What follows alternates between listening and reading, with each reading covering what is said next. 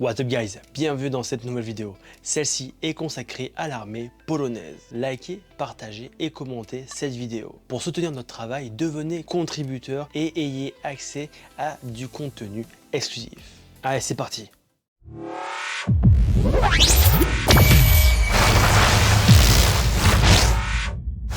Aujourd'hui, nous allons découvrir l'armée polonaise. Depuis la chute du mur de Berlin, elle a vécu une profonde restructuration militaire. Et c'est ce que nous allons voir dans cette vidéo.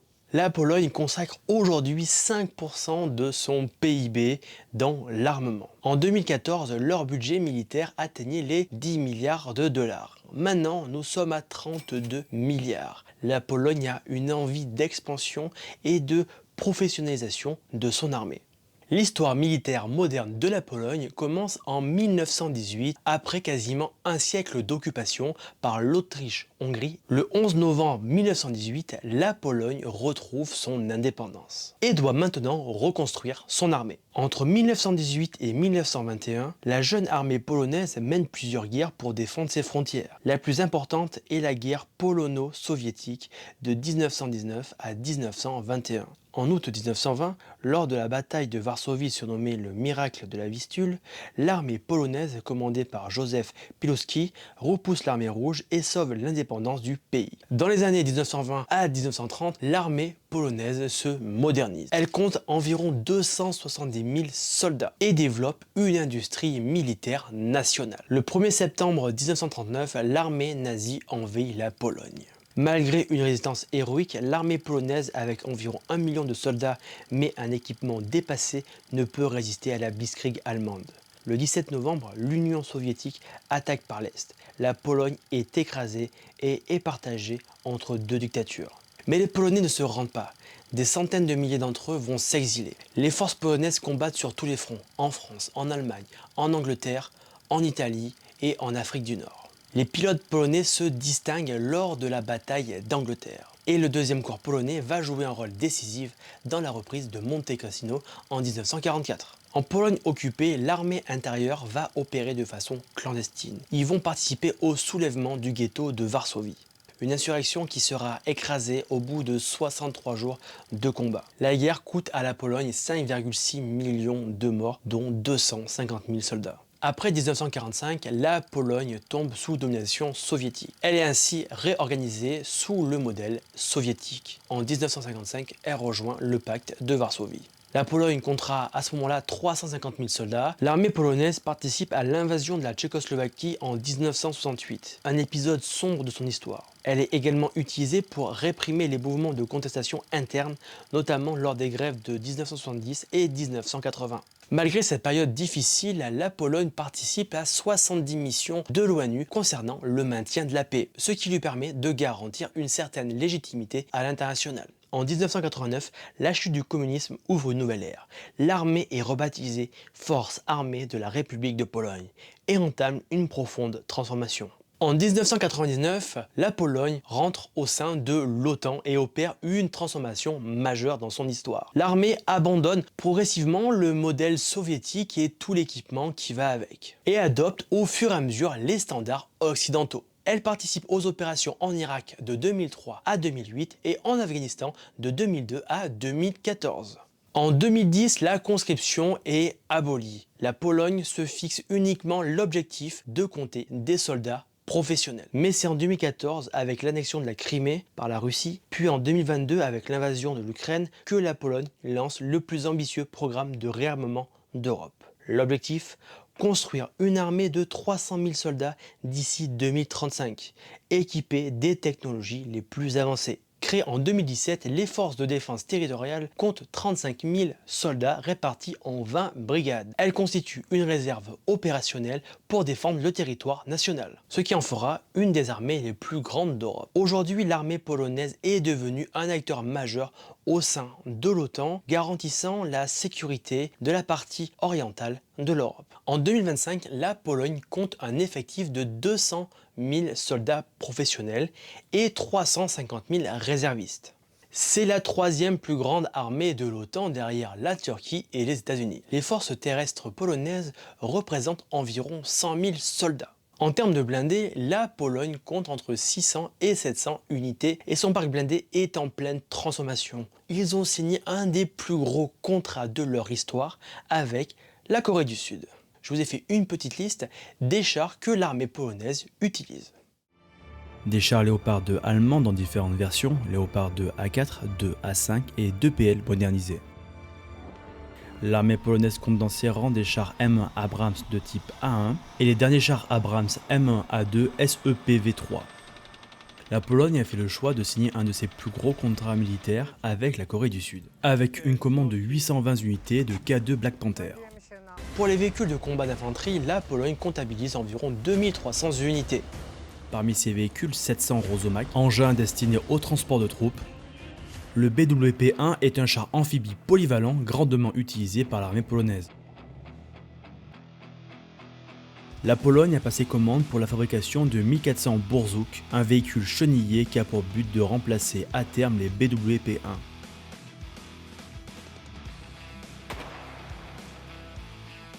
La Pologne peut s'appuyer sur une artillerie redoutable, 672. C'est le nombre d'obusiers K9 Thunder que la Pologne a commandé à la Corée du Sud. 180 obusiers Krab de 155 mm, ayant une portée effective de 40 km.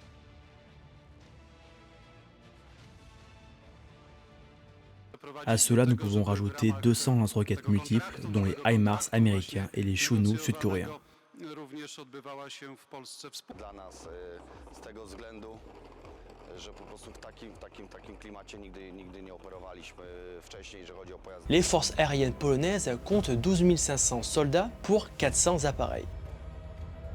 L'aviation polonaise est puissante. Dans ses rangs, elle compte 48 F-16 Fighting Falcon américains, l'épine dorsale de l'aviation polonaise, 32 F-35A Lightning II de 5e génération qui sont en cours de livraison, et une cinquantaine d'avions d'attaque légers Golden Eagle sud-coréens. Et n'oublions pas la centaine d'hélicoptères Apache que compte la Pologne. Les forces navales polonaises comptabilisent 62 navires pour 13 000 marins. 3 nouvelles frégates de classe Miesznik sont en construction pour moderniser la flotte. En 1993, la Pologne adopte le camo WZ-93 Pantera, ou Panthère en français. C'est un motif à 4 couleurs, noir, vert, foncé, marron et kaki, optimisé pour les forêts d'Europe centrale. Ce camouflage devient un symbole de l'identité militaire polonaise post-communiste. Au début des années 2000, une variante désert est développée pour les opérations en Irak et en Afghanistan, avec des tons plus clairs adaptés aux environnements arides. En 2010, les uniformes commencent à être progressivement modernisés. Le programme Titan est lancé. Il a pour but de moderniser, d'améliorer le confort du soldat, notamment avec des tissus plus respirants, plus résistants et qui s'adaptent aux contraintes du terrain. En 2024, voit le jour le programme SPE, qui a pour but d'accélérer la modernisation de l'armée polonaise, proposant des uniformes 4 saisons répondant aux problématiques et aux rétextes. Le camouflage Pantera reste quant à lui la base du camouflage polonais. Dans les années 2000, le soldat polonais est encore équipé de matériel soviétique. En 1997, l'armée polonaise adopte le FB Beryl, chambré en 5,56 autant. C'est une version modernisée de l'AK. Le Beryl devient l'arme de dotation de l'armée polonaise pendant plus de 20 ans. En 2017, l'armée polonaise adopte le MSBS Grot, dit la pointe de flèche. C'est un fusil d'assaut modulaire entièrement polonais. Le Grot est révolutionnaire par sa modularité. Le même système peut être configuré en fusil d'assaut, en carabine courte, en fusil de tireur de précision ou même en mitrailleuse légère. On peut changer les canons, les crosses et les garde-mains en quelques minutes. Le Grot est progressivement distribué à partir de 2017 aux forces de défense territoriale. L'objectif est de remplacer totalement les Beryl d'ici fin 2026 par la commande de 186 000 Grot.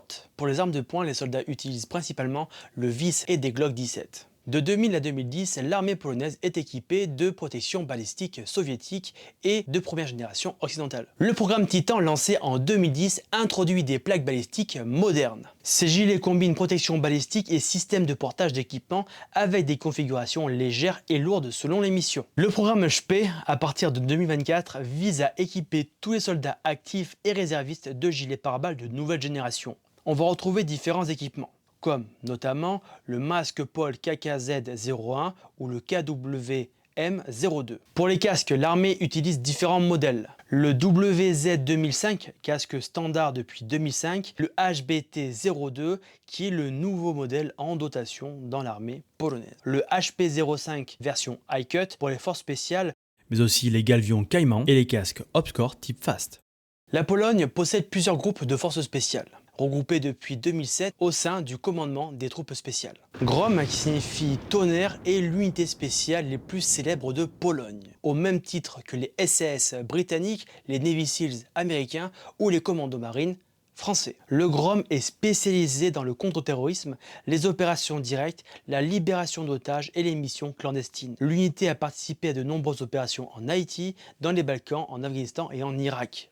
En 2003, lors de l'invasion de l'Irak, le Grom a sécurisé plusieurs terminaux pétroliers dans le golfe Persique, évitant ainsi leur destruction. En Afghanistan, l'unité a mené des centaines d'opérations contre les talibans. Dès sa création, le Grom reçoit des équipements occidentaux de pointe. Pistolets Glock 17, des SIG P226 et des HK USP. En fusil d'assaut, ils recevront les Colt M4A1, les Bushmaster M4A3 avec les lance-grenades M203, les pistolets mitrailleurs MP5 dans différentes versions et les fusils de précision HK PSG1 et Accuracy International AWM.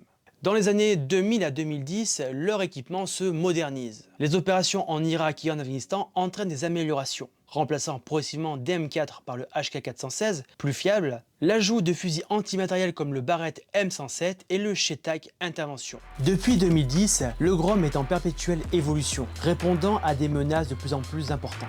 En 2019, le MP5 est remplacé par le SIG MPX. Le 416 devient l'arme standard dans différentes configurations. Le M110 dans plusieurs de ses versions est utilisé par le Grom. Tout comme les commandos marines ou les Navy Seals, le Grom est divisé en plusieurs unités. Le JW Formosa est une unité basée à Gdynia. C'est l'unité des forces spéciales navales, comparable aux Navy Seals américains. Elle est spécialisée dans les opérations amphibies, le sabotage maritime, la reconnaissance sous-marine et l'abordage de navires. Formosa utilise un équipement adapté aux opérations aquatiques. En voici certains. Le fusil d'assaut HK G36 KV, contrairement aux autres unités qui utilisent le 416. On retrouvera le fameux MP5A3 et certains équipements de plongée et de navigation maritime qu'on va retrouver notamment chez les forces spéciales. Notons aussi l'utilisation de certains porte-plaques à vocation aquatique. En termes de vision nocturne, on va retrouver certains appareils dont la PVS 21. Continuons sur une autre unité, le JW Agathe. Créé en 2011, Agathe est une unité d'infanterie légère d'assaut, comparable aux Rangers américains. Elle est spécialisée dans les opérations offensives, la reconnaissance en profondeur et le soutien aux autres unités des forces spéciales. Agathe utilise un équipement orienté vers la mobilité et la puissance de feu. L'utilisation de HK 416 A5 avec un canon en 11 et 14 pouces et demi. En arme de support, on retrouvera la classique FN Minimi, les fusils de précision Accuracy International AWM-F en 338 Lapua Magnum et le Barrett M107 A1. Les armes de précision de la firme Sako sont considérées parmi les meilleures au monde. Le Grom en a utilisé de tout temps. Aujourd'hui, le Grom utilise la version TRG42A1.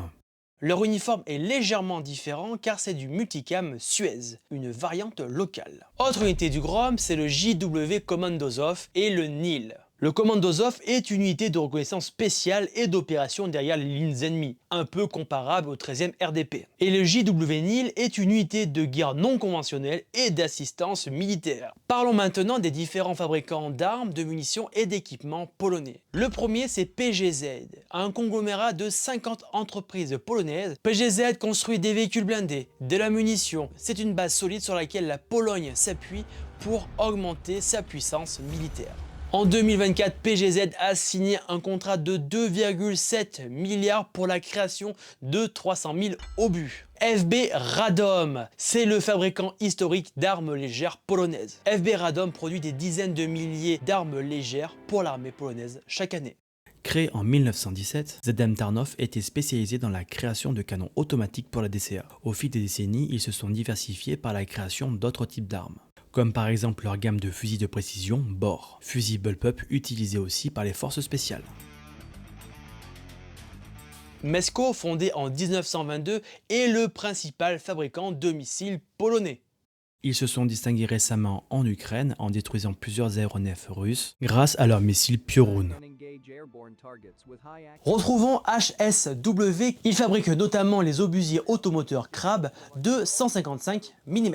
Ce véhicule est l'un des meilleurs obusiers au monde permettant de toucher une cible jusqu'à 40 km. Créé en 1983, Helicontex est une entreprise polonaise spécialisée dans la fabrication du matériel tactique. Ils se sont démarqués de leurs concurrents grâce au succès mondial de leur pantalon de combat, le Urban Tactical Pants. Fondé en 2014, Direct Action est spécialisé dans la création de matériel militaire à destination des forces spéciales.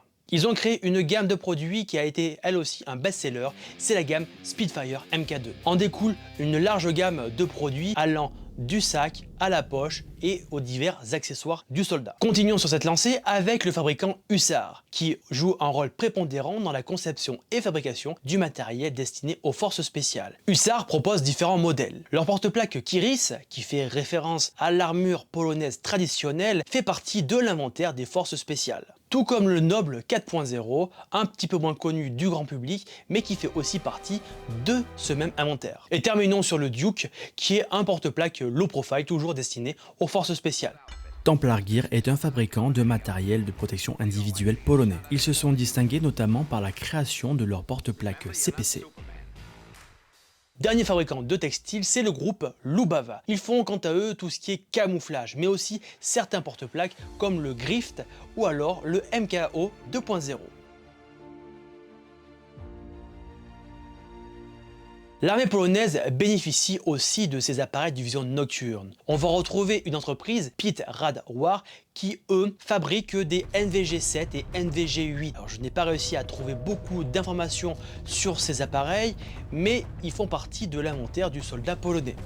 Néanmoins, j'ai réussi à identifier sur certains opérateurs l'utilisation de MEM 14, de PVS 31, de GPNVG 18. Comme toute bonne armée, les forces spéciales sont dotées des dernières générations d'appareils thermiques et nocturnes. Nous arrivons au terme de cette vidéo, merci de l'avoir visionnée jusqu'à la fin. Partagez-la, likez-la, commentez-la, c'est super important. Si vous avez des questions ou des informations à rajouter en plus, vous avez la barre des commentaires qui est là pour ça. Soutenez notre travail, devenez contributeur pour avoir du contenu exclusif toute l'année. Quant à moi, je vous dis à très bientôt pour une nouvelle vidéo découverte qui sera cette fois-ci sur l'armée suisse. Merci à vous et à très bientôt. Ciao ciao.